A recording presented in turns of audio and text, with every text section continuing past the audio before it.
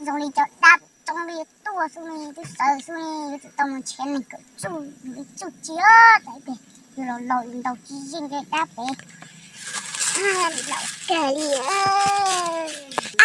不要好早动啊，千年到小人，咱们吃个猪，媳妇菜，咱们吃个猪有老菜，有了，都不到手，有谁给？我这那个头一就到了，没装茶着。不是哦，他的根本的不买那个干多。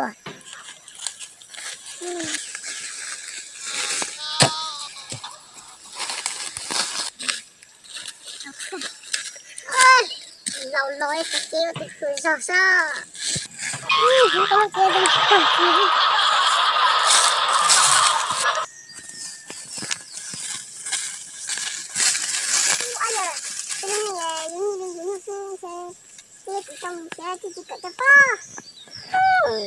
giờ lời bây giờ tôi có kia cứ tôi nó về số trong đó lời cứ chả ít từ sư cần cầu đi rồi bây giờ tụi tôi một cái bé bao我不想走电线。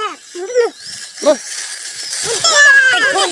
不对对，哪个么叫？我在这里摆动啊。这bây giờ cũng cái chi tiết có một bao xí nhau tiền cái cho bây mù mà rồi. Cô chỉ có đây làm cái trong á. Cái bây cũng sẽ mù rồi. Bây mù. Để nó xong xong.